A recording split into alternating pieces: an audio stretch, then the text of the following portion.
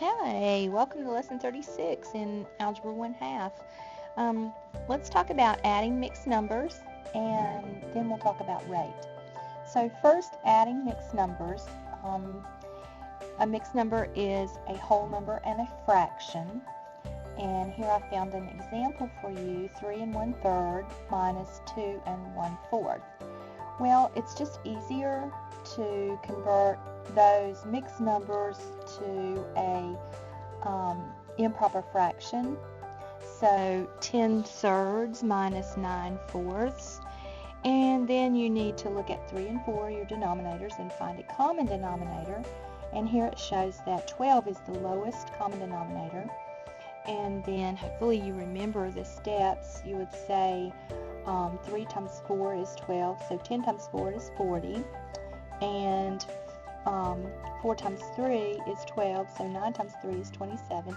Then you simply subtract 27 from 40, and that leaves you with 13 over 12, and that would reduce to 1 1/2. And that's just really the simplest way to do it. Let's go ahead and look at a couple of sample problems. These are not your practice problems, but just some sample problems will work together. Go to the next page. Alright, so these are not really hard big numbers, so there's a second way that you can do it. We could turn all these into improper fractions like we just did in the last frame, or in this one I'm going to show you another way to do that, or to subtract or add, we could add the whole numbers. So for example, 7 plus 3 is 10 plus 2 is 12. So let's put the 12 down here. Now for the fractions, we're going to need to find the least common denominator, and I can look at those and really easily see that that's going to be 8. And so this one in the middle is already has an 8 on the bottom, so it's not going to even change. Here on the top, we're going to say 4 times 2 is 8, so 1 times 2 is 2. And here on the bottom, 1/2 is equal to, well, half of 8 is 4. So then I'm going to add my numerators. 2 plus 1 is 3 plus 4 is 7. So my answer is 12 7/8. So if you think that method would be easier for you, then that's fine. I really want to see your work either way. So whatever you think is going to be the easiest for you is the way I want you to do it. Let's look at the next page. Alright, here this one is definitely one that you're just going to want to add your large numbers, just like adding whole numbers, and then we'll find a way to add these two fractions. So let's do this. 8 plus 2 is 10, carry the 1. 4 plus 2 is 6, plus 1 is 7. 5 plus 1 is 6, and 7 will bring down. Alright, so 1/3 and 3/4. The common denominator of 3 and 4, as we've said before, is 12. 3 times 4 is 12, so 1 times 4 is 4.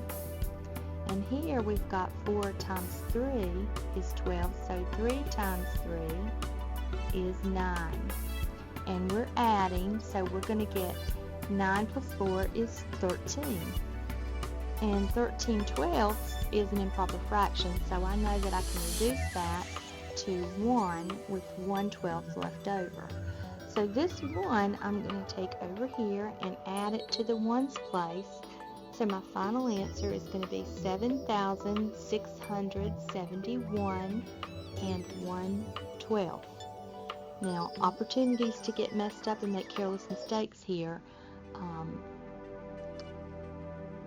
One would be forgetting to add back this 1/12, but that would be your answer. Alright, let's go to the next page and talk about rate. Alright, a rate is actually a ratio. Well, what's a ratio? A ratio is a comparison of two values, and it's written as a fraction. So here in this one, I could say 3 to 4. So, for example, in the school, we have a ratio of girls to boys of 3 girls to every 4 boys, and that's how we're comparing. Okay, go to the next page. Alright, unit rates, and this is a little more specific to your lesson here. A unit rate is a comparison of a number to one in different units. So, and it's also going to be written as a fraction. You divide to simplify, and you always include the units in your answer. So if I have a problem that says I have 120 students in 4 classrooms, what I'm going to need to do is find out how many I have in one classroom, because unit means 1, so a unit needs to have a 1 somewhere in there. So if I divide 120 students by 4 and 4 classrooms by 4, I would get 30 students in one classroom. Alright, number 2, 29 grams per cubic centimeter. Well, this is already written per 1, so I would write 29 grams over 1 centimeter cubed. Alright, so a unit rate is a rate that is reduced to 1 unit. This is something I would like for you to copy down into your notes. I think it's a good idea, especially that first example there of the 120 students in 4 classrooms. That would be good to have in your notes. Alright, let's go ahead and work our practice problems. Alright, so in this one, I'm going to turn these into improper fractions. I want to just again show you, the 2 different methods.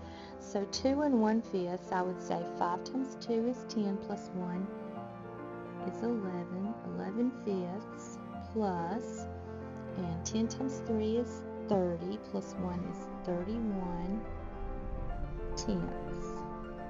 Alright, and the lowest common denominator for 10 and 5 is 10. And because this one already had a 10, it's going to stay the same. But here we're going to have to say 5 times 2 would be 10, and 11 times 2 would be 22. Then I'm going to add my 22 and my 31, and I would get 53 over 10. Then I'm going to want to reduce that, okay? 10 will go into 53 5 times with 3 tenths left over. Okay, go to the next page. Alright, this one I'm going to do the other method because I have bigger numbers here. So I'm going to add my whole numbers. 2 plus 2 is 4, 7 plus 1 is 8, 4 plus 3 is 7.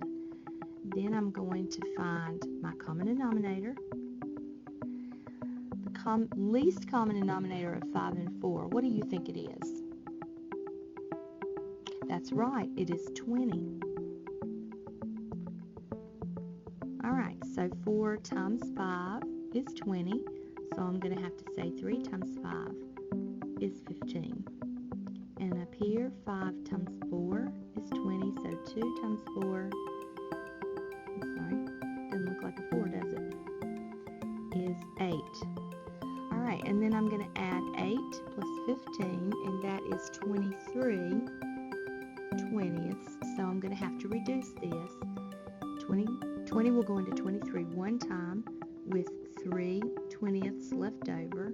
Bring that 1 over here to this 1's place, add it, and you get 785. Remember to bring this down 3 twentieths, and that would be your final answer. Alright, go to the next page. Alright, this says Roger could travel 48 yards in 6 seconds. But it doesn't tell us how many yards in 1 second, and that's what we're going to need to find out. And we're going to write, when we find that, we're going to write it 2 different ways. Alright, so if I divide both of these by 6, if I divide by 6 down here on the bottom, I'm going to get 1 second, okay? If I divide 48 by 6, I'm going to get 8. So that means 8 yards per second, or 1 second for every 8 yards.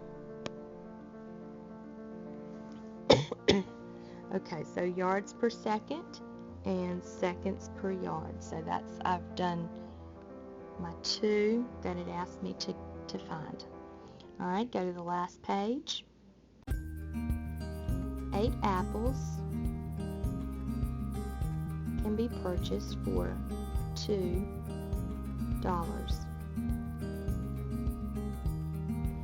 What is the rate in apples per dollar and the rate in dollars per apple? Alright, what am I going to need to divide by here? That's right, I'm going to need to divide by 2.